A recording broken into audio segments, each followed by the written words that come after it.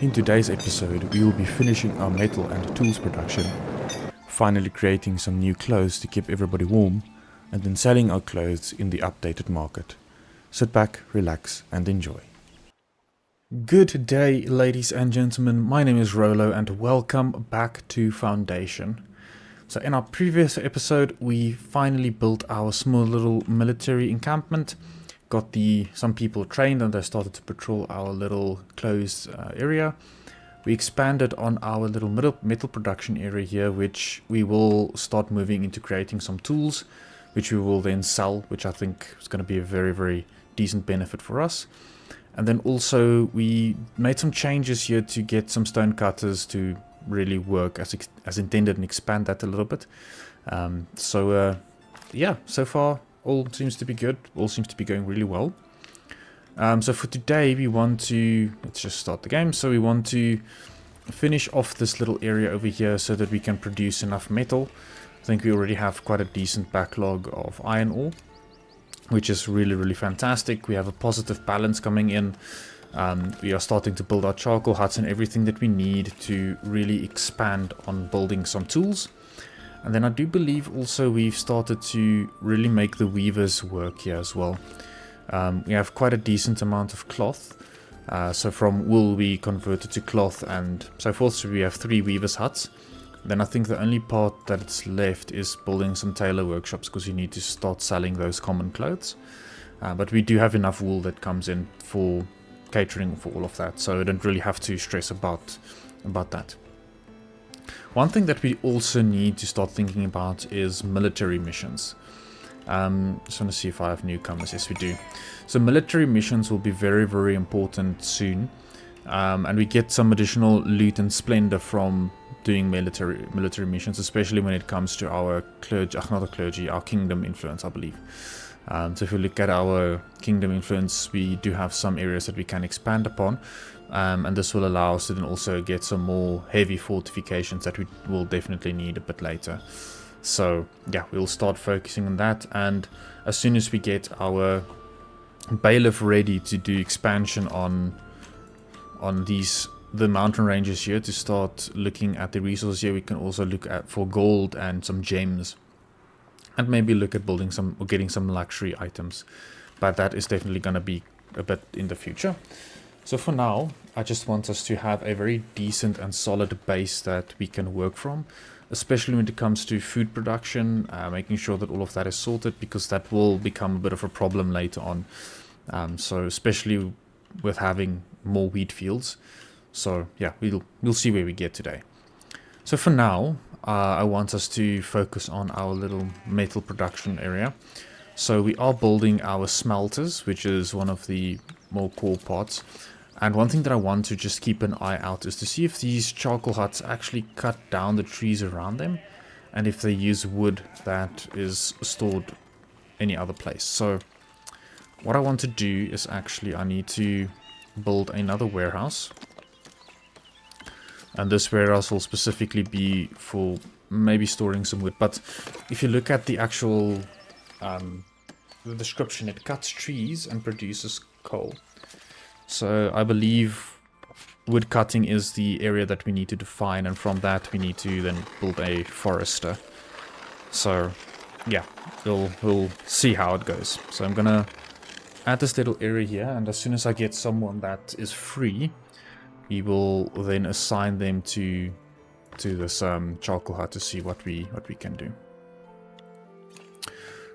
Right, so I think from a patrolling perspective, we're not doing too great. These guys need to be trained. I believe okay, there they go. So they are actually going out and patrolling the needed areas. I do believe that we need more people to patrol. I don't think that's enough. I did mark this whole area to be patrolled, but yeah, so they're gonna probably go around this whole area here. I don't know if there's a way that you can cut off a particular area to not be patrolled by someone. Yeah, we'll have to see. Cool, but we should get our residencies to upgrade with the density quite soon. So hopefully we can get that done. Right, so at the moment we kind of need a bit more people to stay, to be part of our little village. So I'm going to give some time to pass and then we'll jump into that and assign the needed people where need be. So yeah, we'll get back when we have enough people. Alright, so we've got a few bit more people that are now part of our little village, and we have expanded our area here for creating some tools like our blacksmiths and our iron smelters. And it does seem like the charcoal huts do cut down the trees themselves, so that is confirmed. So I don't need to import wood from somewhere else, but I do need a forester, which I have built. And I've also assigned someone to work there. And then I've also assigned one person at this iron smelter and this blacksmith. So everything looks really, really good so far. So the 2 new people that we've just invited to our village, we will assign them to create tools here and then do the smelting. You do see we do have a loss, but we have quite a bit of money. The loss is related to the cost of these buildings because they are very, very, very expensive. But we are selling enough goods for that to be counted, so nothing to really worry about. The next part is that we want to also start building our tailor workshops over here. And these tailor workshops will be very, very important to create the common clothes, because if we look at our happiness, we do see that goods is one of the things that is lacking at the moment. So that is one of the things that we will focus on building. I actually think that one of these polished stone, I need to change the goods. And I also need to assign someone to actually work there so that the polished stone can be sold, as that's one of the commodities that we have access to that we need to sell, and we have an overproduction of it, so we can really make use of that. The next thing that we need to look at is not a progression. We need to look at our overall trade and our trade routes. So we look at our resources, especially when it comes to our tools. We no longer need to buy any of it. We are producing our own. We have 52 tools, so we will start producing enough of that. And we will unlock a trade route that will really help us to sell that at least. So from a polished stone perspective, I think anything above 100 we can sell, because polished stone is something, let's make it 150. It's a decent amount. So anything above that we can sell, because we will be making quite a decent amount of it, and it's a very valuable item to sell as well. So just wait for these newcomers to come in, and then we'll assign some 1 or 2 transporters there, so we can move that around like so.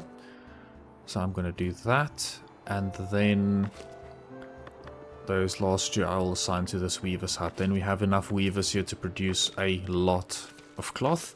So you can see our cloth is already full, so yeah, we need to convert that cloth into common clothes, which is the last commodity that we need for that. Let's see, there's something missing here. Requires a heavy fortification. Okay, we don't have heavy fortification yet, so you can't really change or build anything there. I do, however, want to just expand this little wood cutting area a little bit here to the back of the map until this corner. We are having some trouble to grow enough trees here, so you'll do need to make some plans here to really get that invested. I will move the overall wood production area around soon, because it's really struggling. So we definitely need to find another way to handle it around here. I just want to see, there should be some open space here for someone. Okay, yeah, there is still some area for residential, so that's cool.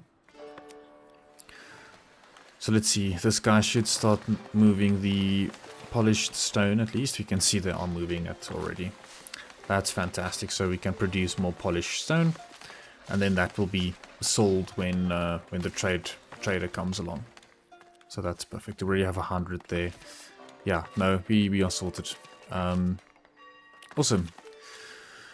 So now what I want us to do is to see if we can get these tailors workshops completed. So while they are busy, I want us to start expanding our markets, the existing ones that we do have.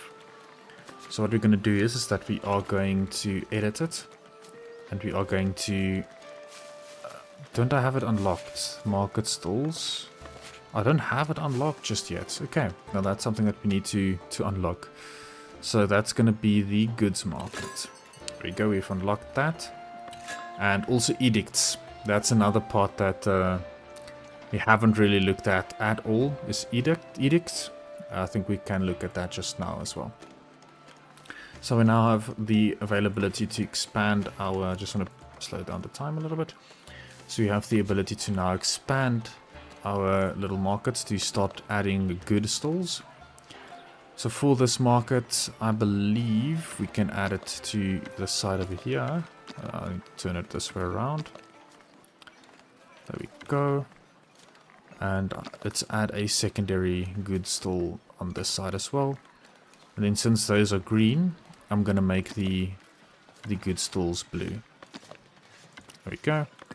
And you can go ahead and build that accordingly. So the good stalls are very important. Like I said, it's not going to bring in money like it used to. It's just a way for us to increase the happiness of our village. We have 4 new people joining. That is super, super, super fantastic. And we are going to start assigning them here to the tailor workshops. There we go. We have 1 guy left. So maybe we can assign one here to smelt more of the iron, because I think the ratio is a bit different. I think you need a lot more people doing the smelting. And since smelting is also something that we are going to use a bit later for creating weapons and such, we want to put some more focus into that. Right, so our windmill, okay, they do need wheat, so we are going to expand our wheat farms to the right and maybe to the top as well, but we'll get to that. We don't have this territory just yet, so not gonna rush into it just yet. So let's have a look at our stone. I do believe we have 109, so it's gonna take a little bit before we really get the benefit of the polished stone, but we're not gonna worry too much about that. And I can actually destroy this building. We're not gonna make use of that storage facility or that warehouse, but we can see our tools are being created. We don't have the iron ore though, so yeah, that's one thing that we need to also add an additional part to it. So we do already have a iron mining camp, but you can put down a secondary one right next to here, and that should then also allow us to then get some iron from this little deposit. Cool. Let's also see from this is a royal book, edicts and privileges.